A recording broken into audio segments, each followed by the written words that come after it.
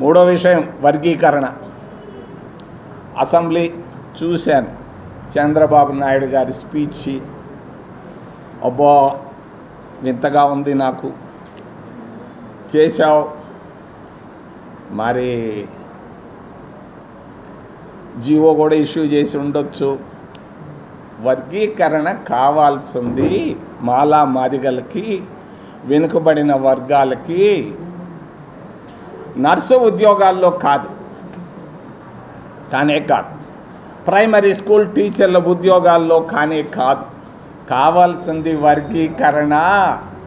చీమకుర్తి గనులు, చీమకుర్తిలో గ్రానైట్ గనులు ఉన్నాయి, 100 మందికి ఇచ్చారు. ఒంగోలు జిల్లా చీమకుర్తిలో 100 మందిలో ఒక్క ఎస్సీ అన్న ఉన్నాడా? ఓ ముఖ్యమంత్రి, 15 సంవత్సరాలు పరిపాలించిన ముఖ్యమంత్రి గారు, ఒక్కడికన్నా ఎస్సీకి ఇచ్చావా? ఓబీసీల గురించి చెప్పుకుంటా ఉంటావు, ఒక్కడికన్నా ఇచ్చావా? అక్కడ ఉన్నాడా? అందరి ఎవరో ఉన్నత వర్గాలే. అక్కడ వర్గీకరణ కావాలి. రెండవది తిరుమల తిరుపతి దేవస్థానం, వాళ్ళు గోవుల గురించి మాట్లాడుతున్నారు, దాని గురించి నేను మాట్లాడను. 500 మందికి షాప్ కీపర్స్ ఉన్నారు అక్కడ, అందులో ఒక్క ఎస్సీ అని ఉన్నాడా? నేను రాష్ట్ర ప్రభుత్వాన్ని అడుగుతున్నాను, ఒక్క ఎస్సీ అయినా ఉన్నాడా? ఒక్క ఓబీసీ అయినా ఉన్నాడా? మరి మీరిస్తున్నటువంటి ఇసుక, గూడూరు దగ్గర చిల్లకూరులో ఇసుక ఉంది, ఎవరికి ఇస్తున్నారా ఈ రిఫైన్డ్ ఇసుకని? మరి వెంకటగిరి దగ్గర క్వార్ట్జ్ ఉంది, ఎవరికి ఇస్తున్నావు? మైన్స్లో వర్గీకరణ కావాలి. ఓ ముఖ్యమంత్రి గారు, దీన్ని ముందు చేయండి. ప్రైమరీ స్కూల్ టీచర్లు కాదు ఓ పిచ్చి రేవంత్ రెడ్డి. ఓ ముఖ్యమంత్రి గారు, వర్గీకరణ కావాల్సింది మైన్స్లో, వర్గీకరణ కావాల్సింది బ్యాంకుల్లో. ఎస్సీ ఎస్టీలకు ఇస్తున్నటువంటి బ్యాంకు రుణాలు 25% ఉన్నటువంటి ఎస్సీ ఎస్టీలకు 1% లోపు ఉంది. ఇస్తున్నదంతా మార్వాడీలు గుజరాతీలకే ఇస్తున్నారు. ఇక్కడ కావాలి వర్గీకరణ.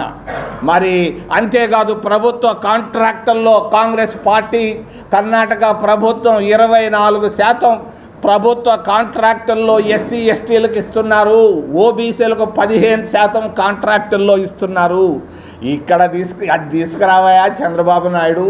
నువ్వేదో నేను అంబేద్కర్ డేకి ఏడాడనో తాడికొండ తాడిపల్లి ఏడనో మాట్లాడుతుంటే నీ స్పీచ్ విన్నా కాదు. ఇది జై ప్రభుత్వ కాంట్రాక్టుల్లో ఈ మైన్లో ఇవి నువ్వు నిర్మలా సీతారామన్లు చెప్పి బ్యాంకుల్లో ఇవ్వమని చెప్పి తెలియజేస్తూ ఇంకా చాలా ఉన్నాయి. ఏదైనా ప్రశ్నలు ఉంటే దయచేసి అడగమని మిమ్మల్ని చేతులెత్తి ప్రార్థిస్తున్నా. కాంగ్రెస్ అదే చిన్న విషయం కాదు, నన్ను కూడా చాలామంది ఓడిచ్చారు. అది కాదు ముఖ్యం, ఇది ముఖ్యం.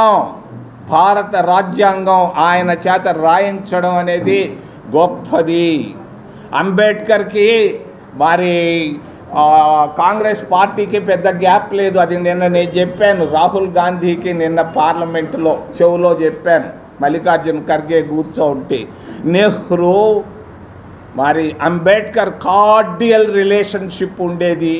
నాకు తెలుసు, అంబేద్కర్ భార్య నాకు చెప్పింది, బాగా ఉండేవాళ్ళు అని. విజయవాడలో BRTS రోడ్డులో నేను మొన్న వెళ్ళాను, పోయిన విజిట్లో 9 గంటలు పైబడితే BRTS రోడ్లో 1000 మంది పడుకుంటున్నారు రోడ్ల పైన. ఈ పక్క లారీలు పోతున్నాయి, ఆ పక్క ఆటోలు పోతున్నాయి. ఇదేందయ్యా అని అడిగితే BRTS రోడ్డు అయ్యా. ఏమయ్యా వాళ్ళని బలకరిస్తే మాకు ఇళ్ళు లేవయ్యా అని అన్నారు. భోజనం అంటే ఎవరన్నా తెచ్చిపెడితే తింటున్నామని. ముందు P4 విధానం ప్రవేశపెట్టాల్సింది నడిబొడ్డు BRTS రోడ్డులో అని నేను రాష్ట్ర ప్రభుత్వానికి తెలియజేస్తున్నా.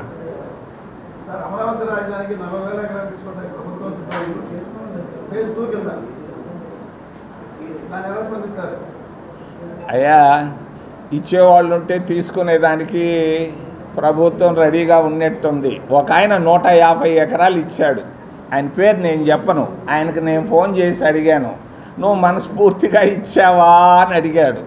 నేను అడిగాను ఆయన్ని, నేను మనస్ఫూర్తిగా ఇవ్వలేదు, నా గొంతు పిసికితే ఇచ్చాను అన్నాడు. ఆ విధంగా రాష్ట్ర ప్రభుత్వం కొన్ని దగ్గరలో చేస్తూ ఉంది. దాన్ని చేయని కొన్నాళ్ళు చేయని చూస్తాం.